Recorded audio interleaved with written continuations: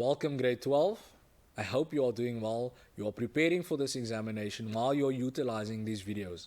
I am Mr. David Magerman and I'll focus today English First Additional Language, the subject that can guarantee you an A only if you work hard. So you need to put in the rest and your best to ensure that you are successful. Right, so today our focus is going to be obviously the question 5 in your language question paper. And yes, I know, by the time you get to this question, you are so tired. But we don't have time to be tired. Let's be tired after the examinations. Let's get all the rest in after examination. But let us ensure that we are successful.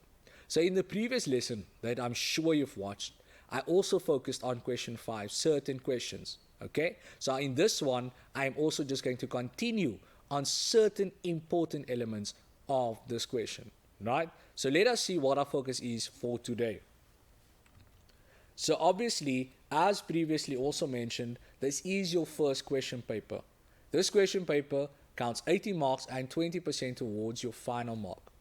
I and you and your teacher, we need to ensure that you know how to manage your time. We also need to ensure that you know how to answer the questions. And that is the purpose of this resource that you are going to utilize. Manage your time effectively. You've got 2 hours. Don't waste it. Okay? Please don't waste it. So, the layout of my question 5.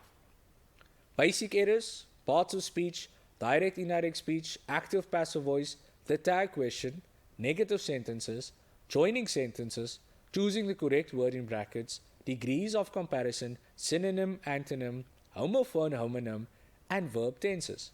Okay, so we are only going to focus on a few today. So what is the first focus?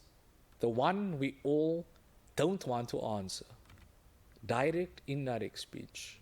The one question which you can either get 3 or 4 marks, right? 3 or 4 marks, depending how the question is posed in the examination. The one we tend to fail in grade 12. So you get 1 mark, 2 mark, instead of the full marks. So let's see how we can answer direct, indirect speech. Okay, so firstly, what is direct speech? Direct speech uses exact words of the speaker, and it is indicated by quotation marks or inverted commas as we know its name. Very simple. It tells you use exact words of the speaker. Always understand that. That's direct. Okay, it's direct. Then, it consists of 2 parts. Number 1, a clause containing an introductory verb, such as said or asked. Very important, such as said or asked. And obviously, depending on the text, the tense of it, it could either be says or asks, right? This obviously indicates the speaker, and then the introductory verb is always followed by a comma. Always followed by a comma. And very important, not by a semicolon or a colon. It is always a comma. Ensure that you know this. Second, it says the words then follow, which would be the actual words which were spoken. They are enclosed in quotation marks. And then the first word begins with a capital letter. And this you see over here. It says, Mary said, comma, open quotation marks, capital letter, it is cold today, full stop, close quotation marks. Now, very important. My sentence says, Mary said. So I've already identified it's in the past tense. Okay? Comma, quotation mark, and then what Mary had said. Because on that day she had said, it is cold. Okay. But now, if it is asked, it says Mary asked, comma, same idea, quotation mark, capital letter, is it cold today? Question mark, and then obviously close with the quotation mark. So that would be my direct, indirect speech. Easy, simple, what I need to focus on. Okay. Then we have many changes occur when we convert a sentence from direct to reported speech. Okay. Understand now one thing. That was direct speech that I've just shown you. But if we go over to reported speech, it changes. Because now things need to be taken out or things need to be added. So, what are they? Punctuation obviously changes. Pronouns change. The introductory verb, okay? If it is said or says, we add the word that. If it's a question word, we add the word if or whether. And then lastly, the tense. So, the punctuation, you're obviously going to remove the punctuation. And I'm going to show you exactly how we remove the punctuation, right? Then we've got the pronoun. And in this case, the pronouns will change. And then, depending on what the verb is, obviously it has to do with the introductory verb or a question word, you would either use plus that or plus if or whether, and then number 5 tells us the tense. Tense stays the same. If it's said, it tells us past tense. It stays in the past tense. You cannot change the tense of the sentence. Okay? The verb tells you exactly what the tense is. So, if I look at my two examples, it says 5.1.7, rewrite the following sentence in reported speech. Greg Jansen said, bad lunch choices can affect my health. Now, immediately, if I look at the sentence, okay, it says said. Okay, so I've identified said, ladies and gentlemen. So automatically said, past tense, right? So I've got the past tense, as simple as that. I know it's in the past tense, it must stay in the past tense. So it says, said bad lunch choices can affect my health. So, if I write down the sentence, and you need to follow with me, it says that Greg Jansen, and I'm sorry I don't have the best handwriting, bad lunch, okay, choices can affect my health. Now, if I go back to my slide, okay? If I go back to my slide and I pay attention to what was said in the previous slides, it speaks about punctuation, pronouns, introductory verb, question words, and then the tense. So, I've already identified that my tense is past tense, okay? So, I've got the past tense. Fine. I've identified the tense. Number 5 is sorted. So, now I'm going to look at punctuation, okay? So, punctuation tells me I must remove. So, I'm going to take away the punctuation marks. So, I first identify them. I've got my comma, okay? I then have the inverted commas or quotation marks, and then my capital letter. That is immediately the first thing I've identified, the punctuation. This I need to take away. I need to remove the punctuation. So now, if I go back and I look at the question posed, it says Greg Jansen said, bad lunch choices can affect my health. Now immediately, it tells me I've identified two things already. I've got my tense, and then I've also identified my punctuation marks. Now, I have to further look at the rest. What does the rest ask of me? Right? So immediately, it speaks of pronouns. Now, if I look at my sentence, ladies and gentlemen, there's no pronoun. So I'm not going to focus there. Right? Do you agree with me? No, you're not focused. Right? You will notice it speaks about my health. That's my pronoun. So my pronoun is also going to change. Okay? Right. So I've identified that. And then obviously, last but not least, ladies and gentlemen, my verb. I know it's in the past tense, but my verb stays there. I need to acknowledge my verb. So, by removing all of this, what would my response then be? Okay? Keep the sentence in your mind. Keep it in your mind. Look at what I've done, how I've identified them, and how you can bring about this. So, my response would be the following. Okay? Keeping in mind what I had just done. So, what is my response? I start with Greg Jansen. So I've got Greg Jansen. What was my verb? Said. Right? I know already I have my verb. But my instruction tells me I must add, by number 3 it says introductory verb said or says plus that. So instead of the comma I used, I'm now going to say that. Right? There I've added in the word that. I have followed the instruction. Greg Jansen said that. What did he say? That's the question now, right? So I note bad lunch. Now what about the bad lunch? So bad lunch choices. But now remember, the text said can affect my health. Okay? It said can. But now it's going to change. Because I'm reporting. So instead of using the can, it becomes could affect. And I spoke of that pronoun my, his. Because ladies and gentlemen, I am reporting. Right? I am reporting exactly what he said. Thus, what did I do? I have kept my tense in the past tense. Correct. Okay? I've also added the word that. Right? These are my steps. Bad lunch choices could affect his health. That capital letter has changed. Okay? Bad lunch choices could instead of can. So my tense stays the same. Affect his health. There we go. As simple as that. Okay? Now obviously you will see there's quite a few ticks there. I also want to add to the his. That's my pronoun. That is obviously 6. But this question awards 3 marks.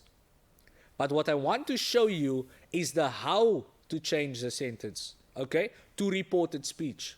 Because this is what I'm doing. I'm reporting on what was said.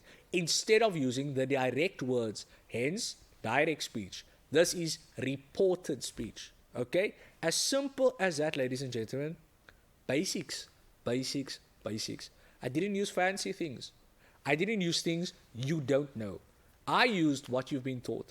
You need to ensure these things, as simple as they are, as simple as these instructions are, that you utilize them. Because what happens? Let me show you how it happens in class. So what you do, this sentence I've just given you the answer. Said is there. That is there. Okay? So we've got that. You forgot to change that. You also forgot to take out the quotation mark. Thus, there are still quotation marks. You also forgot to change the my to his. So the sentence is exactly still the same. Also, the word could, you left it as can. So all you did, you just took away the comma there and placed the word that. Then you did one thing. Instead of following all the instructions. You see how important it is to utilize every step and to add the question together. Okay? So use this and practice your direct, indirect speech. Very important. Okay? You will see the next one says, rewrite the following sentence in reported speech. I am very happy to see the choir's success said Ngotwane. Okay? I hope I'm pronouncing that correctly. So automatically you will see this sentence is a bit different. Because the speaker is now lost. Now, ladies and gentlemen, sentences can be set in this way. Okay? It does not necessarily have to be Notwane said. Okay? But your response would come, Notwane said that. Now, I immediately becomes she. You see how important it is just by looking at what I have just explained to you, what to change, what to take away, what to add in, and immediately you can get the 3 marks. It is imperative that you use these steps. Okay? Extremely imperative. Now the tense is important. And in the next thing I'm going to explain to you, the tense is also important because that's how you know you are on the right path. So, let's move on, ladies and gentlemen, to active passive voice. Wow. Something we want to forget, but we can't. So, what is active voice? A verb is only in the active voice when its subject does the action. As simple as that. Active, it tells you already the verb comes first.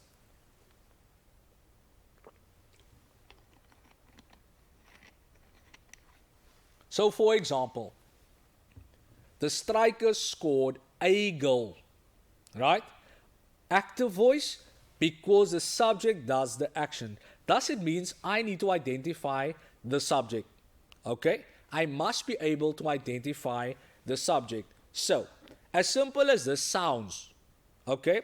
I must know my sentence has a subject, there's a verb, there's an object. So I know already the striker scored a goal, right? Because my verb says scored. My object is a goal, and then obviously the subject is the striker, right? So my sentence here is in active voice. But now, if I want to change over to the passive voice, right? If I change over to the passive voice, my sentence will not sound the same. So, how would I do passive voice? I would just swap it out. So, that means object first, verb remains, subject. Now, how do I fit them into this? Look at this. So, my sentence says the striker scored a goal. So, I've got the striker, right? My subject, scored is my verb, and please, my verb is in the past tense. My object, a goal. Because the question is, what did he do? That's how I would know what my object is. But now when I go to the passive voice, obviously the sentence changes. Okay? Now, it changes to the following. The goal was scored by the striker. How do I know this? So now if I'm saying the goal, right? Remember the goal there, the goal there. Do you see how I changed it now? Object was first last, now it's first in the passive voice. So my verb, it says, was scored. So I'm making use of a helping verb there, right? That is a helping verb. Was scored. Okay? And then, question, by whom? By the striker. Okay, I'll just finish it over there. Now, if you look at this, all I did, very simple. Okay? The subject, I placed last. The object, I placed first. I went from active to passive voice. My tense of my verb, right? What was my tense? Past tense. Scored. It happened already. So, was scored, my tense stays the same. As simple as that. These are basics grade 12. Basics that you were taught and probably forgot, because apparently the older you get, you forget, as if teachers don't forget. Okay? Let's leave that tendency of forgetting and remembering the basics. But now, look at this. This block should look familiar to you. It should be something you know. Okay? So we have there columns for active voice, columns for passive, and then we've got the tense. Now you see there it says present simple, present continuous, present perfect. How can it be simple, continuous, and perfect? Now if I think of simple, continuous, and perfect, I think of the three things. Simple, it's an easy sentence. It's in my face. Right? Continuous tells me it's ongoing. It didn't stop. Perfect tells me it stopped. It's the right thing. So automatically, I must know, I must be able to identify the tense in that way. Is it a simple sentence? Is it a continuous sentence? Or is it a perfect sentence? That is how I'll be able to identify this. Okay? So if you look at this block here, given to you, you will also note that the future tense does not have a continuous column. Now grade 12, please. If something is continuous, it means it's ongoing. Something in the future cannot be ongoing if we are still expectant of the future. We're waiting for the future to happen. So yes, I know I've got a past tense, I've got a future tense, and I've got a present tense. But I must also know simple, continuous, and perfect fits into those three. Okay? Besides for the future tense when it comes to continuous. These are basics, basics, basics. So, let us just look at a few of these sentences. The first one there says, he finds a clue. Right? Active voice, he is my subject, finds is my verb. What does he find? A clue. Right? A clue is found. Okay? So you can provide your answer in this way. But if I were you, just to ensure that I stick to knowing and understanding the idea of ensuring that the subject, the verb, and the object is there. And ensuring going from active to passive, that I first got the goal was scored by the striker. I know it's object, verb, and subject. Priority. So if I were you, I would note my response should be, a clue is found by him. Right? That's my priority. So that's a present simple sentence. Now if I think of continuous, like I said, it's still happening. You will see it says here, he is finding a clue. Okay? He is finding. So he is finding, it tells me it's present, is, and finding it's happening. It's currently happening. Okay? Then it says here, a clue is being found. Once again, I've got in what I've called a helping verb. An auxiliary verb, I am assisting here, okay, is being found by him. It still gives off the idea, my sentence is present tense, right, the being, and also the idea that it's continuous. It is being found, right. So let us quickly look at the future simple. He will find a clue, right, because it must still happen. He will find a clue, and then a clue will be found, okay. Now you might say, but found is past tense. But the words will be tells me future. Now that same sentence in the future perfect tense, right? He will have found a clue, right? He will have found a clue, and a clue will have been found by him, right? As simple as that. Okay? Basics, grade 12, which you should not forget. So, let's look at a sentence quickly from our past paper. Okay, it says there, rewrite the following sentence in the passive voice. Passive, foods with higher amounts of sugar can cause diabetes. Wow. The second one, 5.1.5, same instruction, the choirs help the children overcome their challenges. Firstly, what am I going to do? I identify the subject, the verb, and the object. The fact that the instruction tells me I must write in the passive voice, I must immediately know this sentence is in the active voice. So immediately I must be able to know, first identify the subject, the verb, and the object. It should not be difficult. Okay? It should not be difficult for you at all. So if I think to myself, and I look at the sentence, it says foods with higher amounts of sugar can cause diabetes. What is my verb? Cause. So diabetes would be my object. So I would have that first. So diabetes would be first. So what would I say now? Diabetes can be caused by foods with high amounts of sugar. Look at the basics there. Very easy. Diabetes can be caused by foods with high amounts of sugar. Easy, simple, 1 mark in your bag. Just by ensuring the subject, verb, object is correct for active. I've identified it, I've ensured that my tense stays the same, and then I placed it in the passive voice. Okay? Placing first the object, then the verb, then the subject. So it's not that difficult as you think it is, ladies and gentlemen. Okay? So, utilize what you have to get to your response. The next one says the choirs help the children overcome their challenges. Has helped the children overcome their challenges. Now, with this one, I want to ask you the following. If the question is the sentence has helped, okay? They've helped. That's the verb. Has helped, okay? The children overcome their challenges. Okay?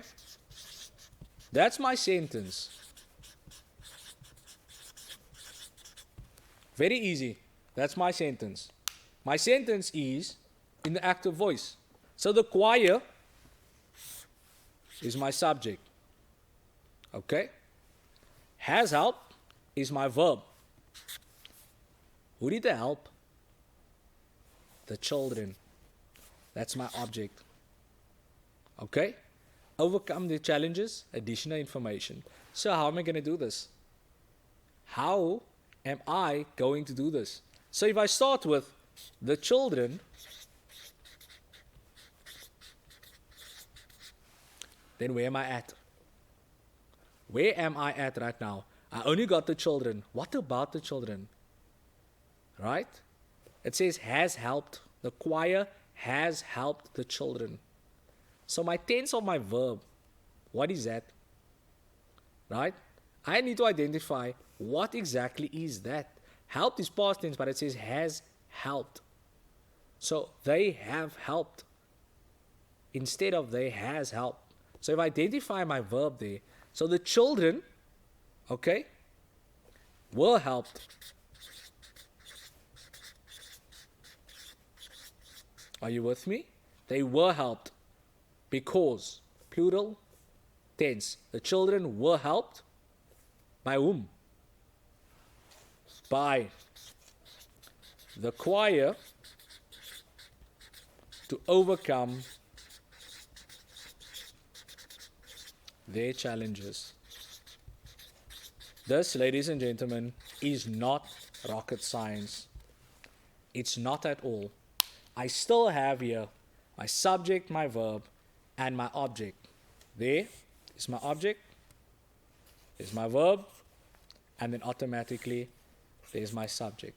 Now you might ask me, now why does to overcome their challenges come over there, but it was over there in that part of the sentence? Remember, subject, verb, object. The idea is that you understand how to change that part. The children were helped. The question would be, by whom? So thus the choir. Okay? You cannot say the children were helped to overcome the challenges by the choir. Can you? Yes, you can also do it in that way. Right? Okay. So you must be able to understand how to change from active to passive voice. It's as simple as that. It's not as complicated as you think it might be. Right? Then, when we focus and we move on, okay? Here we look at the simple past tense. I've just focused on the verbs also with you.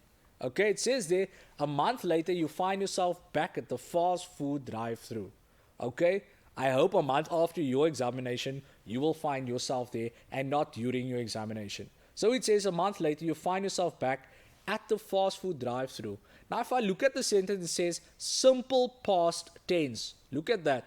Simple past tense. Which means it already happened. So, what do I have to change? Now I look at my sentence. A month later, okay, nothing there. You find yourself back at the fast food drive-thru. Find tells me it's now, man. I find myself there now. But I must put it in the past tense. Thus, a month later, you found yourself back at the fast food drive-thru. You see, it's that one word there you had to change. Only one word. Not a lot of words, only one particular word. And then 5.2.5, rewrite the following sentence in the future tense. Must still happen, eh? Must still happen. Every citizen is responsible for water conservation. It must still happen, right? Thus, every citizen will be responsible for water conservation, right? Our South Africans, we need to actually do that and become responsible for water conservation, right? In this context here, will be responsible, must still happen. Now, ladies and gentlemen, tenses, I must understand them. Whether it's past, present, or future, or understanding there's something called simple, continuous, and perfect. I must be able to identify them. Now, if you looked at what I've just focused on, everything focuses around the verb. Direct, indirect speech, active, passive voice, and then obviously the tenses which I focused on. Now, if I know and understand my tense, then automatically I will know how to do my direct, indirect speech, I will know how to change from active to passive voice, or even from passive to active voice.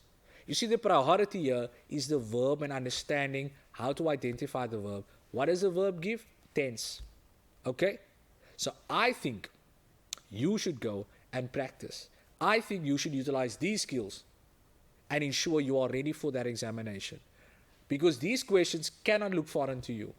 They should be the questions you are familiar with. They should be questions that you know you can answer them, and to the best of your ability. So, I wish you well, and I hope you will utilize these skills in preparing for that language question paper. Ladies and gentlemen, 80 marks, 2 hours, 20%. Listen to that. Utilize your time. Ensure Monday 31st October, you are so prepared that you are to run to your school hall to start writing this question paper.